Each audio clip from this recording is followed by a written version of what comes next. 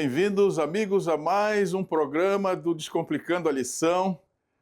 Na verdade, o último programa desse quarto trimestre de 2025. Estamos na última semana do ano e foi um privilégio poder passar esses 3 meses em contato com uma sabedoria incrível que me fascinou pessoalmente. Ler e entender as mensagens que estão aí no livro de Josué. Como eu pude contextualizar, e eu imagino que isso deve ter acontecido com os irmãos aí ao estudarem essa lição, podemos contextualizar coisas que estavam como que no passado, mas que têm um reflexo direto, uma relação absolutamente incrível com as coisas do presente.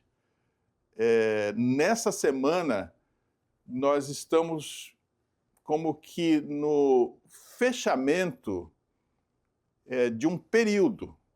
Não é só um trimestre que está acabando, mas é todo um sistema cognitivo que foi construído desde a lição do trimestre anterior, que foi o livro do Êxodo, agora com Josué. E Josué faz um apanhado de tudo aquilo que estava disponível, toda a sabedoria que estava disponível na Bíblia, para que nós entendêssemos o que estamos passando. Tivemos uma oportunidade enorme de contextualizar o nosso próprio momento. Foi um trimestre de muita sabedoria, aliás, 2 trimestres, né? O trimestre passado e esse trimestre de muita sabedoria.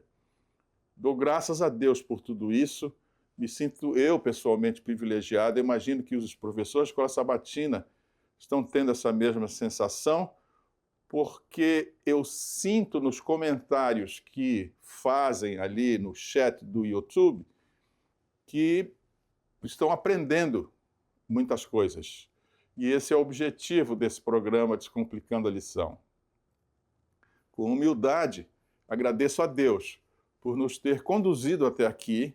Nós estamos terminando um ano e louvo a Deus porque nós aqui da equipe tivemos uma convivência absolutamente sadia, construímos uma grande amizade, estamos trabalhando como uma equipe que faz acontecer tudo que os irmãos recebem aí através dessa plataforma.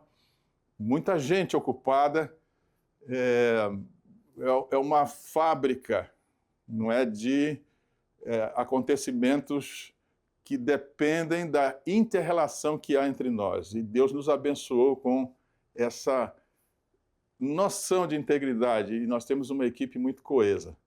Louvado seja Deus por essa equipe. Peço a Deus, nesse final de ano, uma bênção especial por toda a equipe que trabalha para que o programa possa ir ao ar. E quero agradecer também aos irmãos que estiveram conosco durante este ano, 2025, nos acompanhando aqui. Tivemos momentos de muita audiência que ultrapassaram as nossas expectativas, mas nós temos um público que nos acompanha que é mais ou menos, né, oscila entre 4.000 e 5.000 pessoas semanais. Não é um público trivial. E Deus é a pessoa que traz essa audiência para esse programa. Por isso, louvado seja Deus mais uma vez. E peço também que Deus os abençoe aí nas suas atividades, na sua igreja, na sua casa, como pastor de um rebanho, que é primeiramente sua família. E você, como professor da escola sabatina, tem um rebanho que é a sua unidade de ação aí na igreja onde você assiste. Então, a todos os ouvintes do Brasil que nos acompanham, recebam aí os nossos cumprimentos por esse ano e nossos desejos de que o próximo ano possa ser um ano também feliz e de muitas bênçãos. E os amigos que estão acompanhando de outros lugares, que acompanham da Europa, de vários lugares, acompanham da África também, de vários lugares, até da Austrália, América do Norte, Nós somos gratos por essa audiência e louvamos a Deus porque temos esses irmãos que nos prestigiam, como diz o jargão, não é, de além-mar. É muito alvissareiro poder contribuir com o conhecimento que chega até essas distâncias todas. Louvado seja Deus por esse ano. Nós estamos terminando esse trimestre com uma lição, que é a lição 13. Nós tivemos aqui o livro de Josué, que foi a construção de uma noção do que é a fé em Deus, do que é a confiança nele. Nós passamos um trimestre estudando sobre como o livro de Josué nos ajudou a construir uma fé mais sólida em Deus. Eu espero que esse tenha sido o resultado, porque foi esse o resultado na minha própria experiência.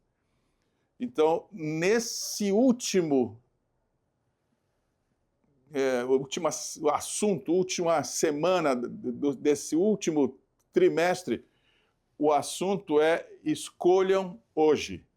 Ou seja, esta lição que nos ajudou a ver como Deus trabalha no sentido de, através da graça que está disponibilizada, criar em nós uma resposta de fidelidade e confiança, nesta lição, o autor da lição coloca em xeque se você realmente, como professor da escola sabatina, construiu sua fé e é capaz agora de se colocar completamente erguido ao lado de Deus, e fez um trabalho de construção também de uma fé especial na sua unidade.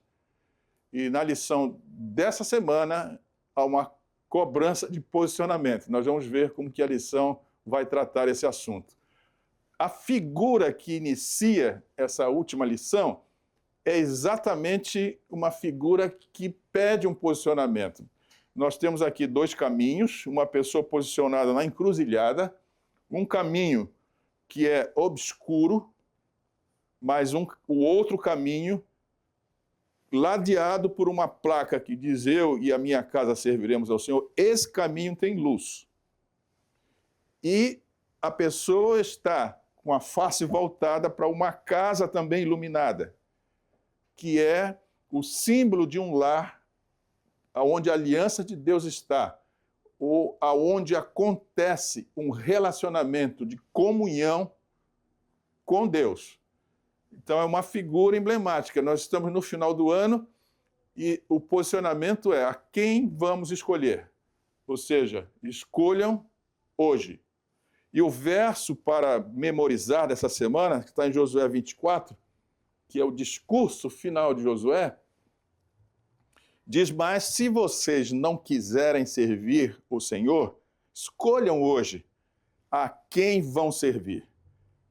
Eu e a minha casa serviremos ao Senhor. Nós vamos ver como esse verso vai orientar todo o desenvolvimento da lógica do texto que o autor da lição escreveu para essa semana. Então, vamos começar o nosso voo com a premissa. A premissa para essa semana é: os fiéis não serão arrastados pela corrente do mal, não se envolverão em controvérsia em relação àquilo que Deus estabeleceu como sagrado. Não seguirão o exemplo de esquecimento de Israel. Terão antes a lembrança do modo como Deus lidou com o seu povo em todas as épocas e trilharão o caminho dos seus mandamentos. Isso é um texto que está no livro Testemunhos para a Igreja, volume 8, a página 103. Então, vejam bem a premissa aqui. O que nós não temos que fazer é criar controvérsia em relação àquilo que Deus estabeleceu. E é esse o assunto que a lição dessa semana, mediante o texto do autor, vai discutir conosco. A lógica do estudo, ou seja, quais são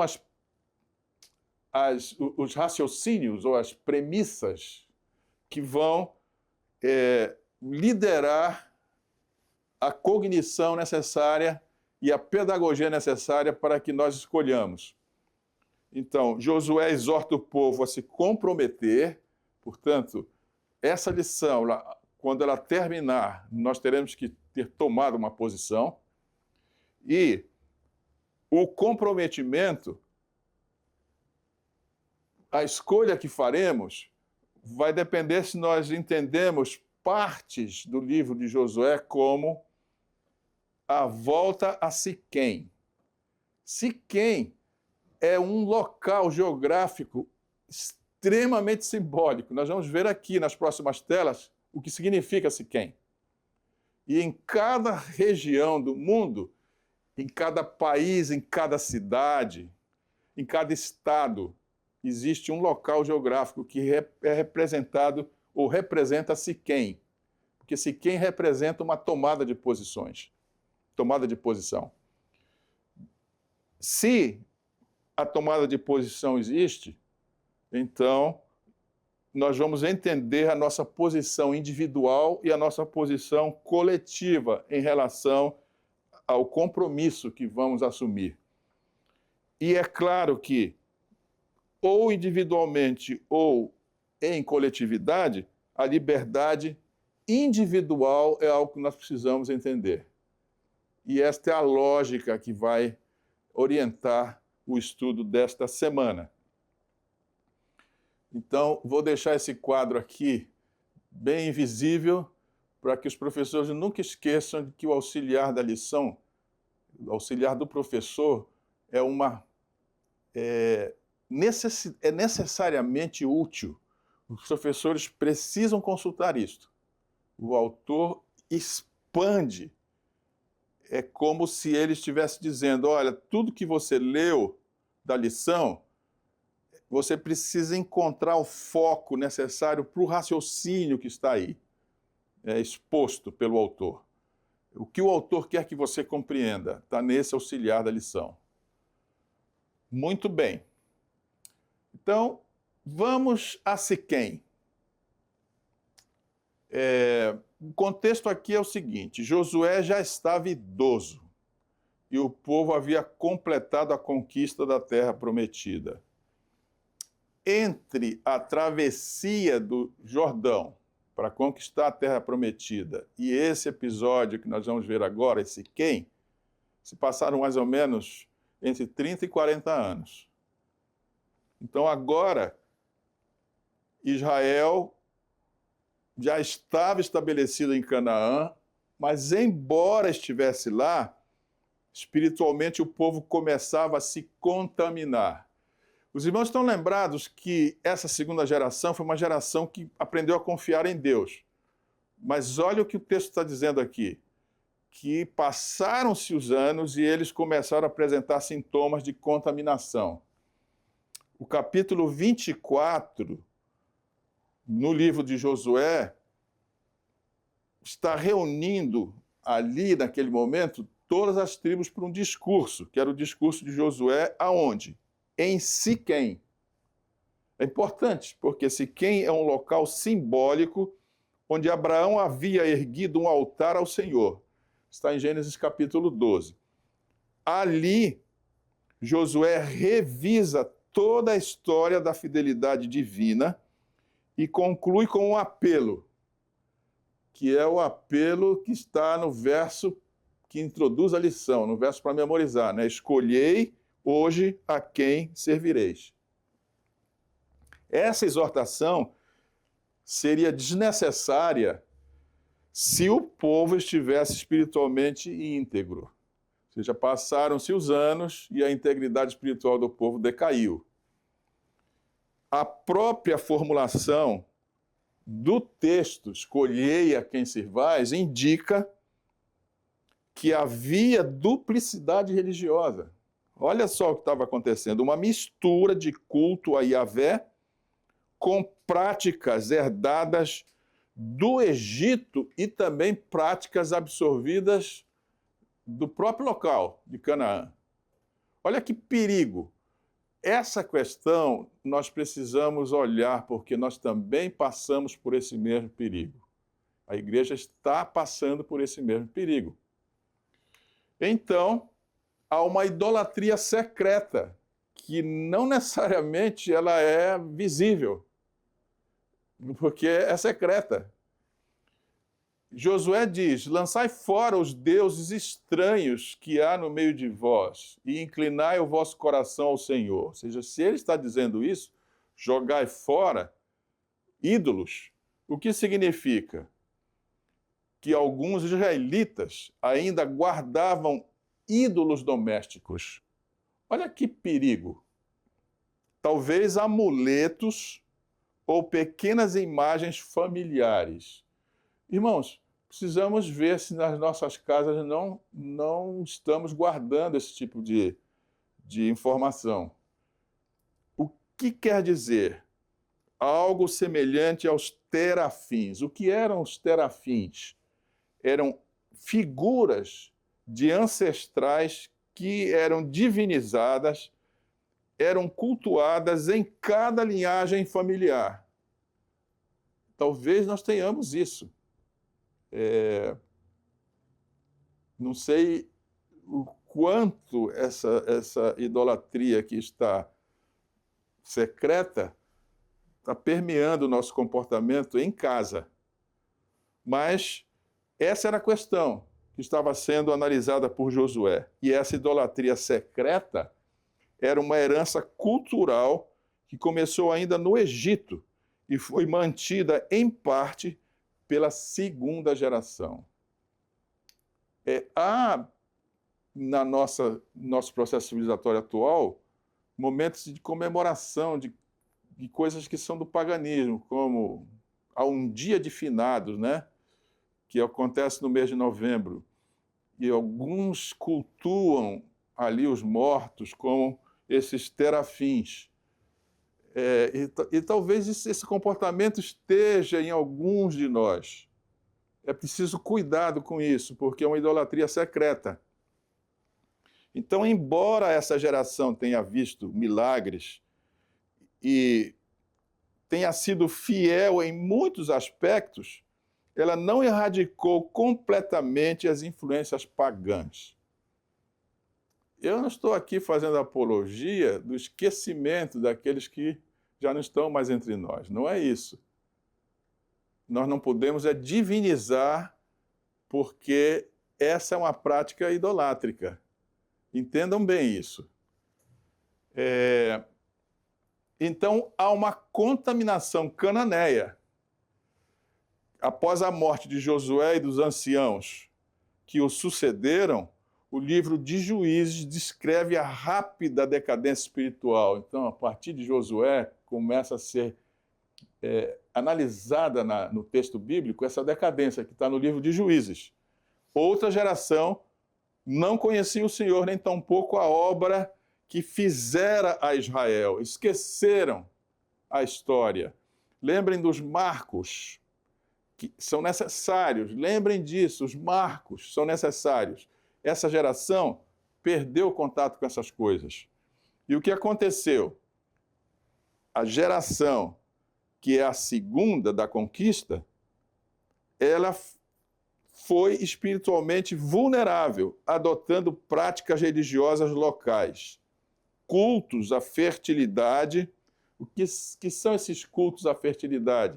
São aqueles cultos onde haviam prostitutas cultuais. Lembram de Raabe? Pois ela era praticante desse tipo de ritual. E Israel, em alguns momentos, assumiu esse comportamento. Passou a adorar Baal e Astarote, que eram entidades consideradas como deuses, fortemente ligadas à agricultura e à prosperidade material. Até aqui, a gente pode dizer, não, mas a gente não se contamina com isso. Mas olha o que tem abaixo aqui. Qual é a lógica de os israelitas terem adotado a adoração a esses ídolos? A tentação era pragmática. Se o solo de Canaã é fértil sob o domínio desses deuses, talvez seja sábio adorar a eles também. Assim, o sincretismo religioso infiltrou-se gradualmente e a aliança exclusiva com Yahvé foi relativizada. Irmãos, tem no meio da igreja coisas acontecendo assim. Outro dia eu vi uma conversa de duas senhoras que estavam se referindo à astrologia e uma aconselhando a outra sobre conceitos da astrologia. São adventistas, vejam bem, se não é uma coisa semelhante, não é? Se dá certo para o povo que não é adventista, talvez seja sábio a gente lançar mão desse conhecimento também. É isso que está na conversa dessas duas senhoras que eu estava passando e ouvi. Então, há uma lógica teológica que nós precisamos perceber. Josué percebia que a verdadeira batalha não era militar, mas moral e espiritual. A posse da terra exigia fidelidade à aliança. Josué via que a idolatria, mesmo oculta, romperia o vínculo que sustentava a permanência na terra. Lembrem que numa dessas lições nós estudamos sobre a terra como um organismo inteligente e que responde às ordens de Deus. Ela pode ser uma bênção para nós, mas ela pode nos vomitar, porque ela é um organismo que obedece a Deus, ela é um organismo inteligente. Então, vejam bem, a permanência na terra depende da sustentação do vínculo com Deus. Por isso, o discurso de Josué é um chamado à decisão consciente. Não uma simples profissão de fé, mas um compromisso de serviço e de exclusividade. Então, há uma lição espiritual que nós precisamos ver e assimilar. A contaminação de Israel no passado nos mostra que a fé não se transmite automaticamente. A geração que testemunhou milagres, ela pode ter sido fiel, mas se a próxima geração apenas herdar as bênçãos sem internalizar a experiência, cairá facilmente no sincretismo. O que é o sincretismo? Volto a dizer, caros professores, analise com seus alunos essa questão do sincretismo. O que é o sincretismo? É uma mistura das coisas que são definidas por Deus como sagradas com as coisas que são definidas pelo paganismo como sagradas. Então, essa mistura chama-se sincretismo. E isto é o que delapida, ou que alui, ou que interrompe a ligação ou a manutenção da aliança, que é o que nos mantém na terra. Muito bem. Então Josué convoca todo o povo para uma reunião em Siquém.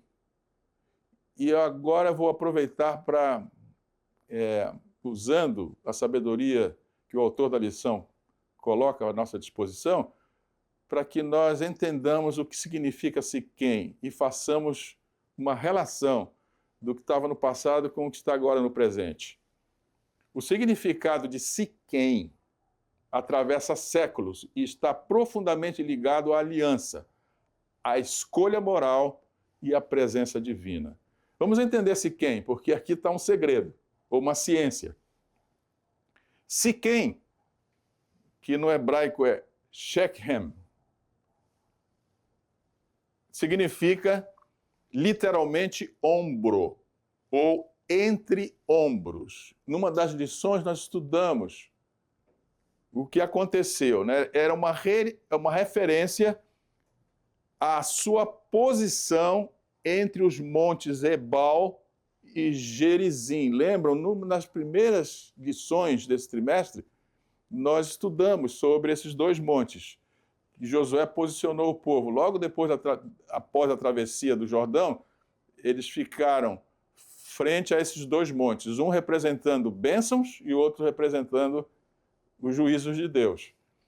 Então, essa região é uma região que está no centro de uma cadeia de montanhas lá em Canaã. Hoje é conhecida como Nablus, que está na Cisjordânia. Eu, lendo essa referência aqui, fiquei pensando que talvez um dia eu me programe para ir a Siquém. E a explicação desse meu raciocínio vai estar agora no que eu vou dizer. Siquém é o marco inicial da aliança abraâmica. É como se Deus dissesse, é aqui que o plano começa. E Abraão ergue um altar, símbolo da adoração exclusiva a Yahvé em meio a um território pagão. Ou seja, Abraão tinha saído da sua terra, tinha caminhado por vários dias e tinha chegado nessa região. E ali Deus fala com ele e diz, aqui começa a aliança contigo. E Abraão, então, ergue um altar nesse local, que era o símbolo da adoração exclusiva a Yahvé em meio a um território pagão. Ou seja, era como se Abraão estivesse respondendo a Deus, dizendo, esse é o ponto inicial da conquista desse território. Então, o altar representa a reivindicação divina sobre a terra e a resposta de fé do patriarca. Portanto, é o primeiro ponto de contato entre a promessa e a geografia, onde o invisível, que é a promessa, que é o aspecto espiritual, é a dádiva espiritual é a promessa. Essa promessa não é visível, porque ela é simplesmente intelectual. Mas essa promessa que é invisível, ela se encontra com a geografia e agora ela fica ancorada no visível, que é a Terra. Então vejam a ligação do mundo ou do universo espiritual com o universo físico.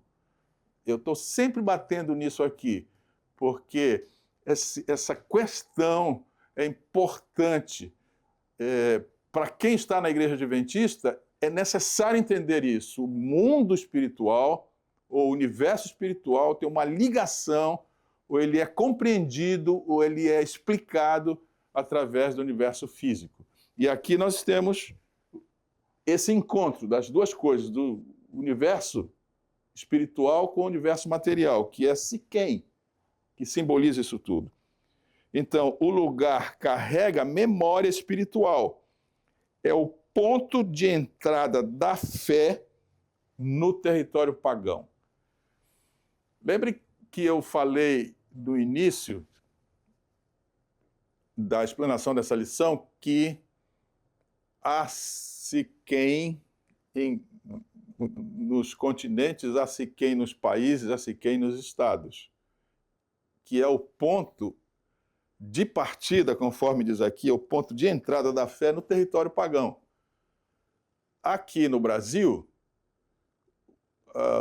Siquém está simbolizada numa cidade chamada Gaspar Alto, que é em Santa Catarina. Lá tem a primeira igreja adventista, lá é o ponto de entrada, né, da fé no território pagão do Brasil da época. Então, nós temos esse marco lá, e a igreja mantém a primeira igreja lá, é um marco histórico. Os adventistas deveriam ir lá para ter contato com essa primeiro momento, onde Deus toma posse do território que é o território brasileiro. Siquém representa aqui a tomada, a entrada, né, da fé naquele território pagão que deveria ser a Canaã dos israelitas. Séculos depois, Jacó retorna do exílio em Padã-Arã e chega novamente a Siquém. Aqui está o raciocínio que nós precisamos fazer para entender o valor de Siquém. Primeiro foi Abraão, que chega lá e Deus diz para ele: aqui começa. Agora é Jacó, que chega em Siquém. E o que ele fez ali? Ali ele compra um terreno e edifica um altar semelhante a Abraão. Ele chama esse lugar Elohe Israel, Deus, o Deus de Israel. Pouco depois, em Gênesis 35, ocorre a purificação da família de Jacó. Olha a semelhança entre o discurso de Jacó com o discurso de Josué. Tirai os deuses estranhos que há no meio de vós, e levantemo-nos e subamos a Betel. Siquém é novamente o ponto onde a idolatria é confrontada e a aliança é reafirmada. Ou seja, aqui no caso dos brasileiros, a Gaspar Alto, é como que uma retomada da aliança, uma reafirmação da aliança. Jacó enterra os ídolos da sua casa debaixo de um carvalho em Siquém, está em Gênesis 35, 4. Esse ato profético anuncia o que Josué fará séculos depois com toda a nação, que é renovar o pacto e sepultar o paganismo. Então nós temos em Siquém, na época de Josué, a renovação nacional da aliança. Em Josué 24, que é o mesmo local em que Abraão esteve e que Jacó esteve, esse local se torna o cenário de uma grande assembleia, que é a assembleia final, porque Josué iria em seguida falecer. Josué reúne as tribos de Israel em Siquém e, diante de Deus, reconta a história da fidelidade divina desde Abraão, retomando o fio histórico da aliança. Vejam bem, meus caros, nós temos um fio histórico que precisa ser retomado. Ou seja, da mesma forma como tudo começa ali em Siquém, nós temos uma Siquém em cada local, em cada região. E nós precisamos identificá-la para ir lá sempre renovar nossa aliança. Então, o que Josué pretendia? O verso 14 do capítulo 24 informa: agora, pois, temei ao Senhor, e servi-o com sinceridade e com verdade, e deitai fora os deuses. Ou seja, a questão toda aqui é limpar a aliança com Yahvé. A aliança pressupõe exclusividade, e a lição dessa semana vai mostrar como é que nós nos tornamos exclusivos para Deus. Então perceba aqui uma simetria. Em Abraão, Siquém é o lugar da promessa. Em Jacó, Siquém é o lugar da purificação. Ele manda jogar fora os ídolos, enterra os ídolos debaixo de um carvalho. E em Josué, Siquém é o lugar da decisão nacional. Qual é a simetria? Um patriarca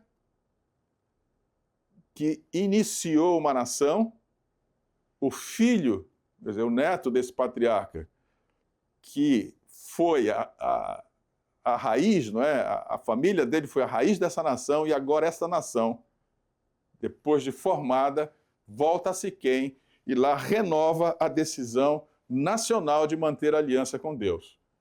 Muito bem.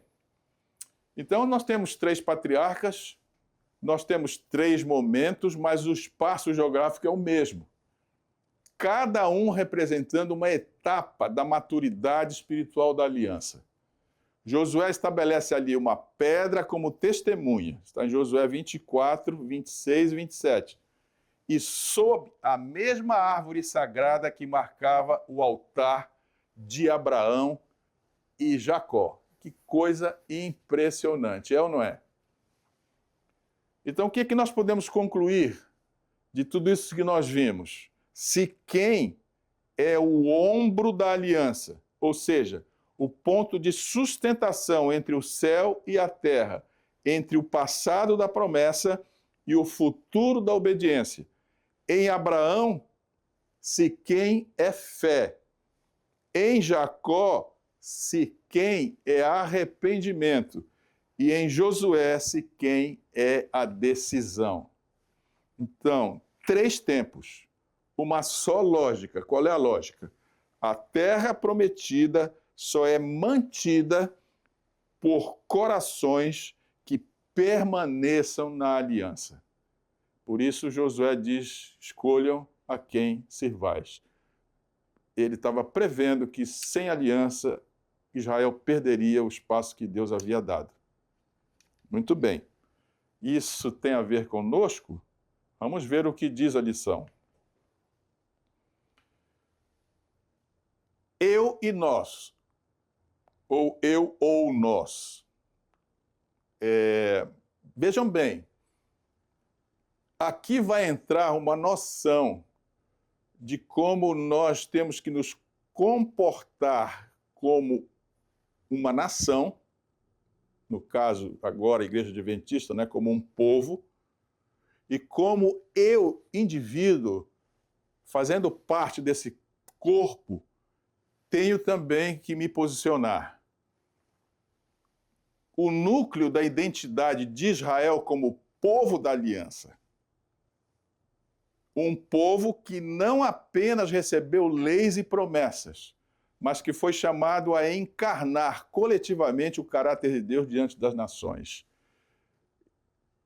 Essa questão aqui precisa ser entendida agora no contexto contemporâneo. Caros professores, da mesma forma como Israel foi chamado para espelhar o caráter de Deus diante do mundo, a Igreja Adventista tem a mesma missão. Você vai dizer, não, a nossa questão são as 3 mensagens angélicas. Perfeito, está corretíssimo. Mas como é que começa essa mensagem? Teme a Deus, não é isso? Essa é a ordem. Então, a questão toda aqui é, coletivamente, nós somos chamados a representar Deus. Essa é a missão da igreja. Vejam como há um rebatimento, tudo do passado, agora no presente. Porque o autor da lição está requerendo que a igreja se posicione. No final desse trimestre é necessário que esse posicionamento fique muito claro.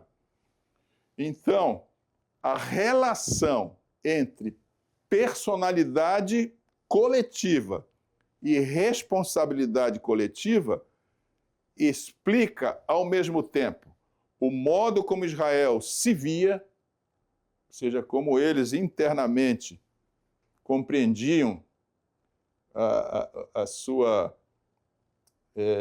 seu conceito de povo, o modo como Deus julgava, ou seja, como moralmente eles deveriam se comportar, e o modo como o mundo deveria vê-lo, que é missionariamente. Então, nós temos uma personalidade coletiva, ou seja, nós somos uma igreja, que na verdade não é uma igreja, não é? É um movimento, é um povo. A palavra igreja quer dizer congregação de pessoas, não é? Nós usamos isso sempre com uma conotação religiosa, mas igreja quer dizer muita gente, pessoas. Então, é a consciência de que o indivíduo não existe isolado, mas como parte orgânica de um corpo espiritual, histórico e moral. Esse conceito que está aí no livro de Josué, ele vai atravessar os tempos e vai chegar a nós. Em Israel, a identidade pessoal derivava da pertença ao povo da aliança. Ou seja, um israelita só tinha a sua identidade percebida no conjunto. Assim como nós brasileiros, não é? Os brasileiros são identificados no conjunto também, né? Nossa personalidade vem porque existe uma consciência coletiva do que nós somos. Eu lembro que, abrindo aqui um parênteses para exemplificar o que a gente está aqui comentando, que eu viajei e passei um tempo fora do Brasil e num local onde eu fui, um país, eu encontrei outro brasileiro lá. E a gente, então, se colocou em acordo para, no final de semana, termos um almoço no domingo. E o que aconteceu naquele almoço? Tinha feijão preto, arroz, tinha ovo frito, tinha goiabada cascão, tudo que os brasileiros comem. Vejam bem, a nossa identidade, ela é relacionada com a percepção do que é o coletivo. Nós éramos diferentes das pessoas que estavam naquele país porque, coletivamente, nós nos comportamos de uma certa forma. Então, isso nos individualiza. Os irmãos entendem? Olha só, a Bíblia ratifica isto. Em Êxodo 6, 7, e vos tomarei para mim por povo, e serei vosso Deus. Ou seja, a identidade coletiva é que é o importante. Israel é, portanto, uma pessoa moral coletiva, como a Igreja Adventista o é. Um sujeito histórico que responde a Deus como unidade, assim como a resposta da igreja deve ser. Então, há uma responsabilidade coletiva. Essa responsabilidade coletiva deriva diretamente da personalidade coletiva. Se o povo é um só corpo, então o pecado de um membro afeta a todos, e a fidelidade de alguns abençoa a todo o conjunto.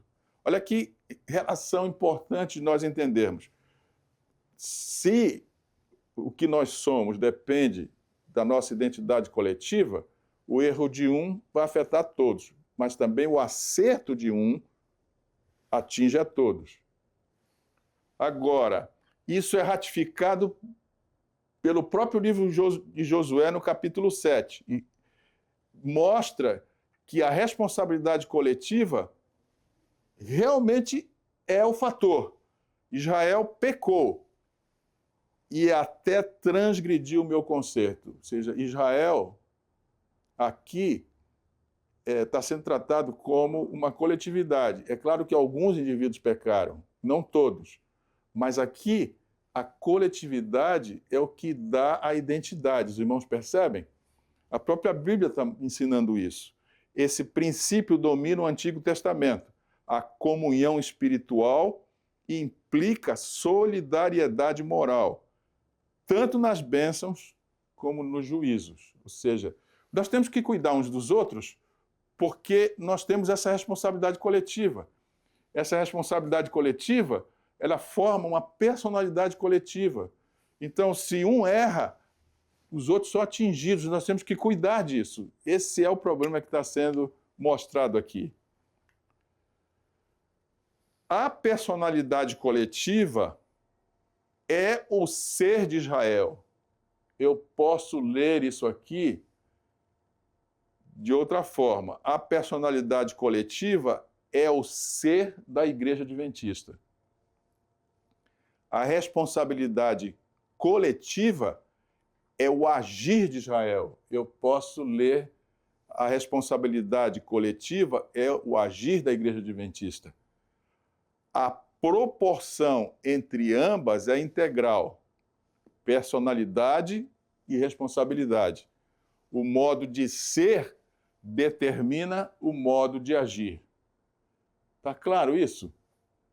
Israel não foi chamado apenas para ter uma religião, mas para ser uma teofonia social. Eu posso ler novamente colocando aqui a igreja. A igreja não foi chamada apenas para ter uma religião, mas para ser uma teofonia social. E o que quer dizer isto? Teofania social. Uma demonstração visível do governo moral de Deus no mundo. A palavra teofania quer dizer uma manifestação visível de Deus. Isso é uma teofania. Então, a igreja, nesse caso, ela, por causa da sua responsabilidade e da sua personalidade, ela se torna uma teofania social, ou seja, o mundo passa a enxergar em nós o governo de Deus no mundo. Isso é muito importante, irmãos, é uma responsabilidade muito alta que Deus dá para a sua própria igreja. Logo, o comportamento de cada israelita, ou seja, o comportamento de cada adventista, refletia e comprometia a reputação divina entre as nações. Olha que responsabilidade é nossa. Por isso, essa lição está chamando todos nós a um posicionamento. Então, vejam bem aqui o que Paulo fala sobre essa questão, citando Isaías 52, verso 5. Por vós o nome do Senhor é blasfemado entre os gentios.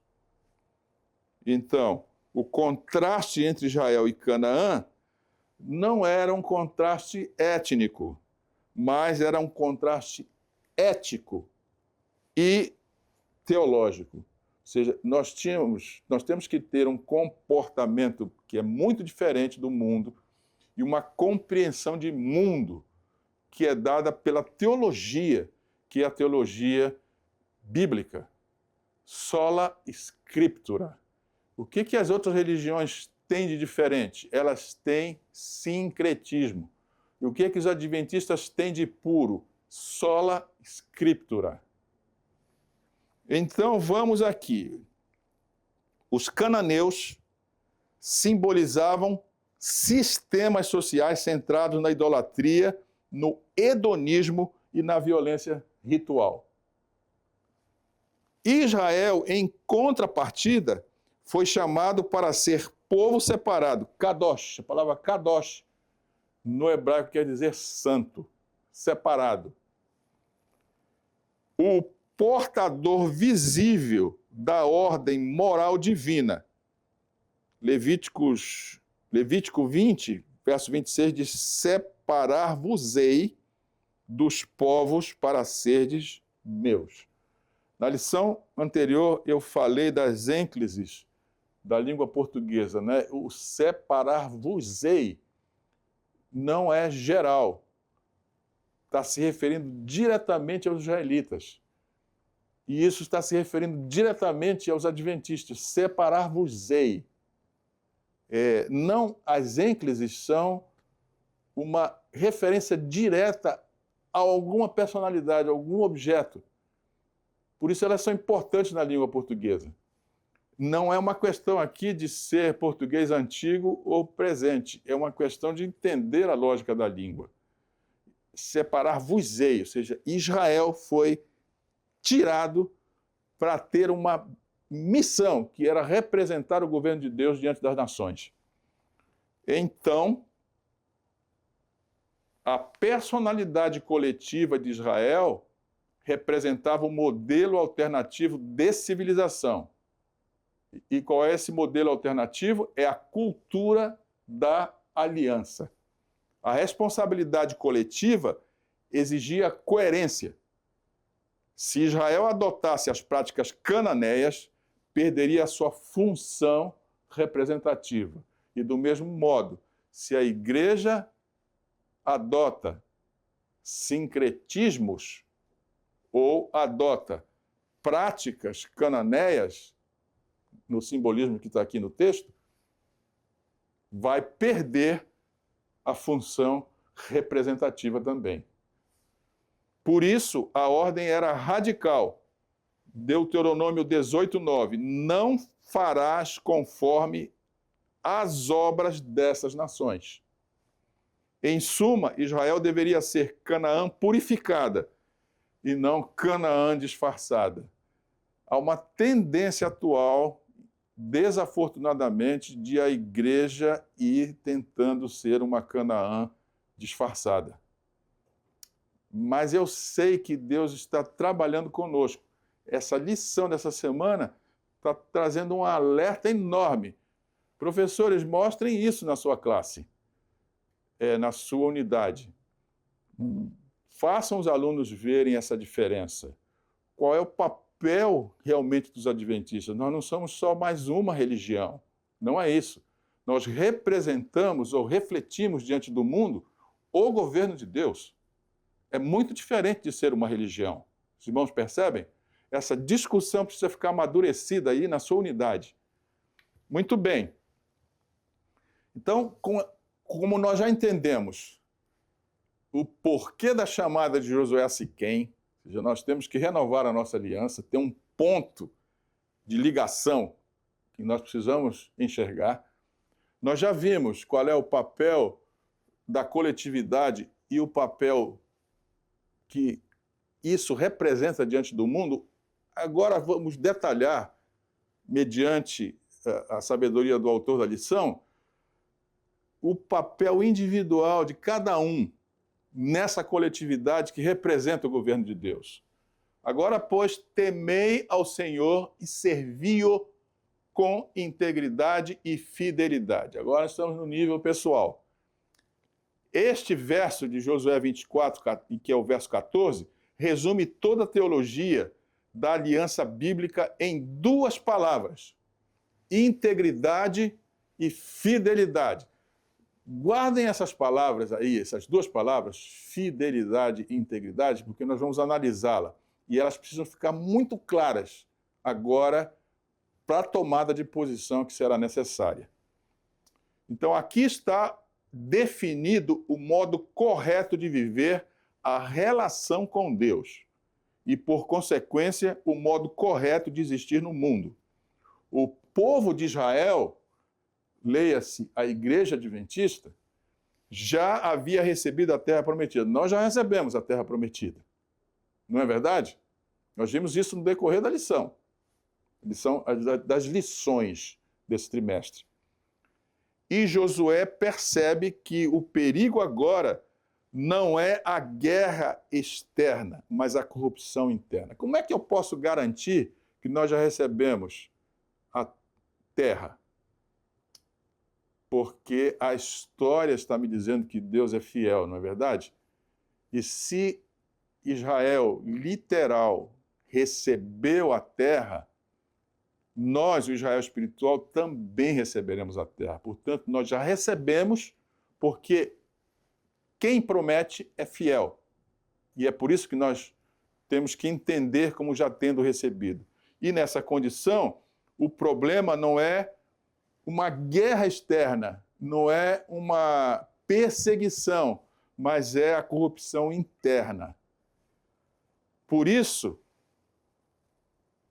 ele não diz sirvam a Deus com entusiasmo ou sirvam a Deus com frequência, mas ele vai dizer sirvam a Deus com integridade e fidelidade, as duas palavras ali.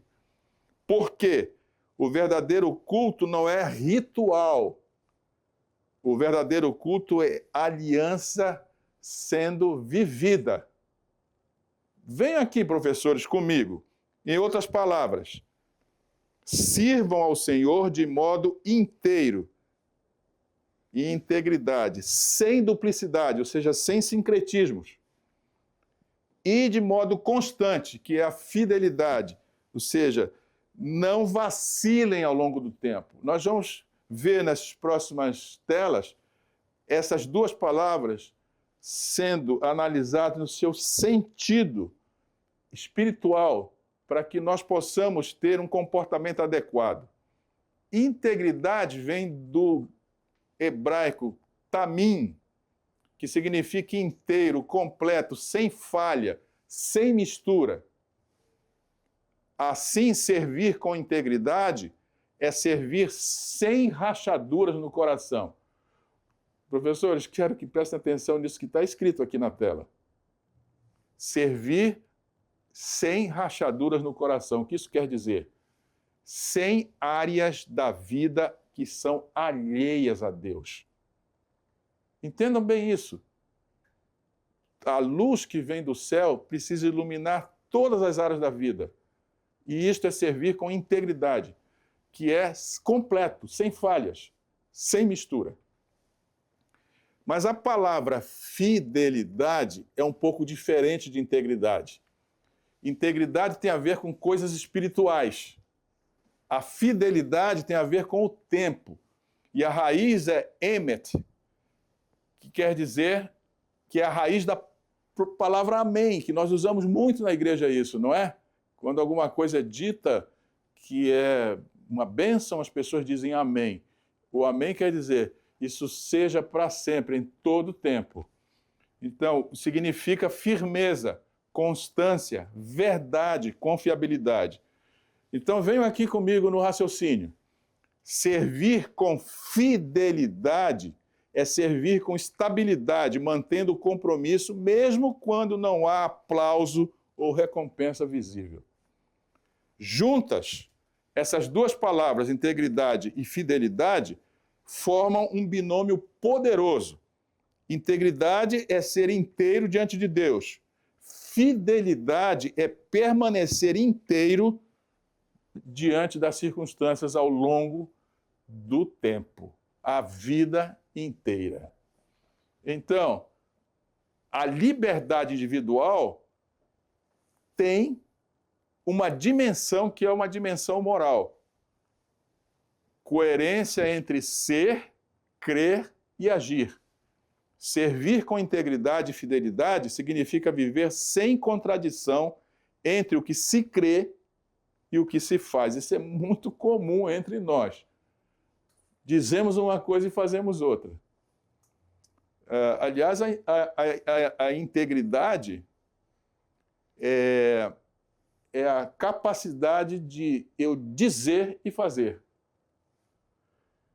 E é oposto à hipocrisia espiritual. É o estado de quem vive sob uma única lealdade moral, que é a Deus.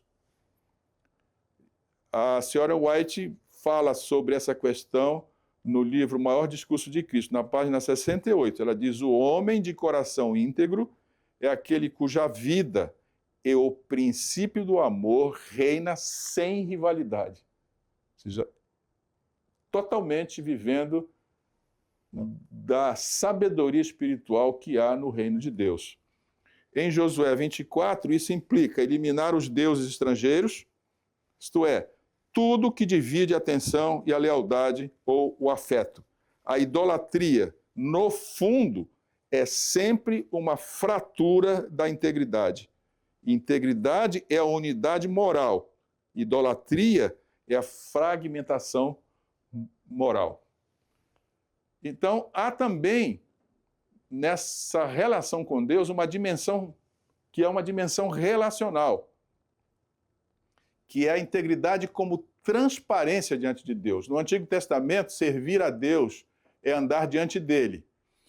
Deus pede isso a Abraão, né? Anda em minha presença e ser perfeito. Portanto, integridade é transparência no relacionamento com o Criador. Ou seja, viver na luz, sem duplicidade de intenções, é o oposto de um coração dividido, segundo Osés, capítulo 10, no verso 2. Então, já a fidelidade, novamente, vou parar aqui porque esse raciocínio aqui é o raciocínio final, que vai nos levar a uma decisão. Se fidelidade é transparência no relacionamento, ou seja, eu assimilo os valores espirituais do reino de Deus, isto é a integridade, a fidelidade é a dimensão temporal dessa integridade. Ou seja, é manter os princípios e os valores espirituais do reino de Deus, ou seja, o amor que é próprio, né, do sistema de Deus, nas mudanças do tempo. E por que tem que ser assim? Porque Deus é fiel e não muda. Portanto, ser fiel é refletir essa estabilidade divina no próprio caráter. Os irmãos entendem? Integridade é transparência no relacionamento. Fidelidade é constância de transparência no relacionamento ao longo do tempo. Então, a fidelidade a Deus é o mais alto ideal da vida. Ela deve ser a lei que rege cada ato, cada propósito e cada pensamento. Uma citação do livro Educação, a página 57. Uma lição para tomarmos posição. E, finalmente, vou aqui, porque não poderia deixar de concluir sem uma síntese. Servir com integridade é viver com o coração inteiro para Deus. Servir com fidelidade é manter esse coração firme até o fim. Juntas essas virtudes formam o caráter do reino, onde o amor é absoluto, constante e livre. É por isso, meus caros, que Josué, no discurso do capítulo 24, diz: eu e a minha casa serviremos ao Senhor. Ou seja, não mudarei. Ao longo do tempo permanecerei íntegro e permanecerei fiel.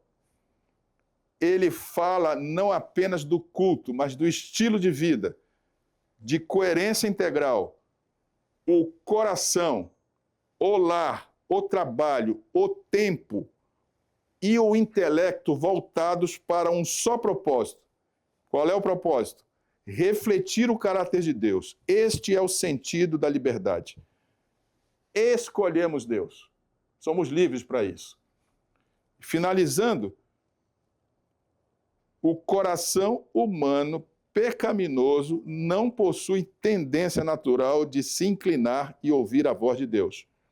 São necessárias decisões conscientes de nossa parte para incliná-lo a cumprir a vontade de Deus. Aqui reside a completa liberdade. Que lição importante que fecha esse trimestre. Maravilhosa. Eu louvo a Deus porque o autor da lição desse trimestre nos leva a essa finalização com uma tomada de decisão. Temos que servir a Deus. Não há como permitir dualidades, porque não é assim que funciona. Eu devo ser íntegro, eu preciso ser fiel, preciso ter transparência na minha relação com Deus. E essa transparência precisa ser mantida o tempo todo. Que bênção, não é, irmãos? Um trimestre com toda essa sabedoria, não é? Nessa semana, o que é que nós temos? Nós temos 3 assuntos. Em Siquém, nós vimos o que significa, e esse assunto é tratado aqui na lição de domingo. Vocês estavam lá. A relação da responsabilidade coletiva e da fidelidade coletiva, que está sendo tratada na lição de segunda-feira, com sinceridade e verdade. E a liberdade individual, que são assuntos da terça, da quarta e da quinta-feira, livres para servir os perigos da idolatria e terminando bem, que é exatamente a tomada de posição em relação à aliança que nós fizemos. E esse foi o voo dessa semana, e vamos ver como é que nós vamos aterrissar. O coração que nutre o amor de Cristo desfruta de liberdade, luz e alegria nele. Em semelhante pessoa não há pensamentos divididos. O homem todo anela a Deus. Ele não vai buscar conselho de outros homens para saber qual é o seu dever, mas vai ao Senhor Jesus, a fonte de toda sabedoria. Examina a palavra de Deus, para que saiba qual é a norma estabelecida. Este é um trecho da meditação nos lugares celestiais do dia 15 de maio. Leiam esse texto todo. Ele é importante para o nosso crescimento em integridade e fidelidade. Então, se a gente for ensinar para alguém com uma frase, a frase é isso aqui: eu e a minha casa serviremos ao Senhor. Integridade e fidelidade. Vamos então à aplicação da lição, essa última lição do ano e do trimestre. Venham juntos comigo. Embora, como adventista do sétimo dia, você não adore estátuas de deuses, como a idolatria ainda pode ser uma ameaça à sua fé?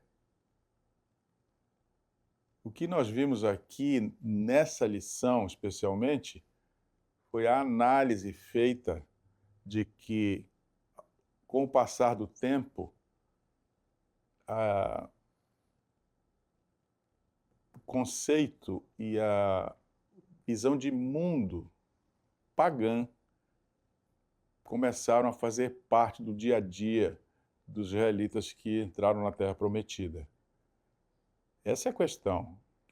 O mundo fala muito alto e vai nos impondo comportamentos. E sempre o que está por trás de toda a sabedoria humana é o egoísmo. É inevitável isso, porque o sistema é um sistema de concorrência. E nós temos, ao contrário disso, a Bíblia nos mostrando uma outra realidade, a realidade da cooperação. Mas o mundo fala muito alto, e nós estamos no mundo e é um perigo, porque as vozes do mundo às vezes sufocam a voz do próprio Deus. Então, é necessário que nós tenhamos lição da escola sabatina, tenhamos a Bíblia sempre à nossa disposição, tenhamos os sermões que são pregados na igreja, tenhamos esse ambiente todo onde o sistema de Deus está sempre diante de nós, para que nós não tenhamos outros deuses diante de Deus. E temos a ajuda incomensurável do Espírito Santo. E, nesse caso, vamos pedir essa ajuda. Eu lhes convido para uma oração, para que nós tenhamos, ao nos posicionarmos conforme a lição dessa semana está suplicando que nós façamos um posicionamento, nós tenhamos a ajuda do Santo Espírito, limpando-nos de toda a contaminação e que venhamos a servir a Deus com integridade e fidelidade. Aqui só para ratificar aquilo que foi tão amplamente conversado no decorrer da lição, integridade é a minha transparência no meu relacionamento com Deus, ou seja, eu não tenho o coração dividido. Fidelidade é a constância de transparência mantida ao longo do tempo. Isso é um trabalho que o Espírito Santo promete que faz conosco. Portanto, vamos orar. Bondoso Deus e Pai, é maravilhoso percebermos o seu cuidado com essa igreja, com a igreja adventista. As lições que estudamos desse trimestre foram lições espetaculares no sentido da sabedoria do céu. Agora resta-nos uma responsabilidade, internalizar toda essa sabedoria, esse ensinamento, e transformar isso em comportamento. Eu sei que há uma promessa de que o Santo Espírito faria isso conosco. E Jesus diz que depois daqueles dias, ou seja, depois da consumação do sacrifício feito por ele, a sua lei seria escrita em nossos corações. E nós estamos, nesse final de ano, suplicando que essa obra seja completada em nós. Esse é o nosso desejo, bom Deus, para que nós possamos servi-lo integralmente. Esse é o nosso pedido, em nome de Jesus. Amém. Caros professores, mais uma vez o nosso agradecimento por um ano, não é, de convívio. Tivemos aí 4 trimestres de estudo da lição, mas eu confesso a vocês, eu experimentei um crescimento importante. E às vezes eu fico olhando para o meu próprio comportamento, que mudou em algumas coisas radicalmente. Eu agora entendo melhor o meu posicionamento e esta última lição me trouxe a compreensão do que deve ser, na prática, conseguido Não é verdade? Uma lição espetacular. Eu não sei o que vai acontecer conosco no futuro. Só Deus sabe. E se esse programa não for mais ao ar, eu não estou dizendo que vai ser assim, só estou aqui fazendo uma suposição. Se ficar conosco esses ensinamentos, principalmente dessas duas últimas lições, dos 2 últimos trimestres, nós crescemos muito, é ou não é? E vamos servir a Deus com muito mais capacidade, não é? Mas vem aí uma próxima lição, que aí é o apóstolo Paulo conversando conosco. Se nós estivemos no Antigo Testamento, nesse trimestre que passou, agora nós vamos para o Novo Testamento. Lembrem que os 2 testamentos são complementares. As promessas do Antigo são concretizadas no Novo. E nós vamos ter certamente uma experiência de consolidação dessa noção.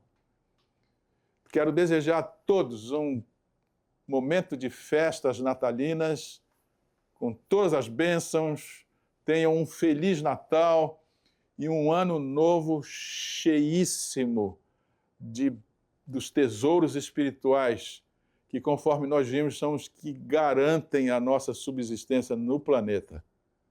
Então, feliz ano novo para todos e que Deus nos abençoe. Nos vemos no próximo ano e no primeiro trimestre do próximo ano. Até lá!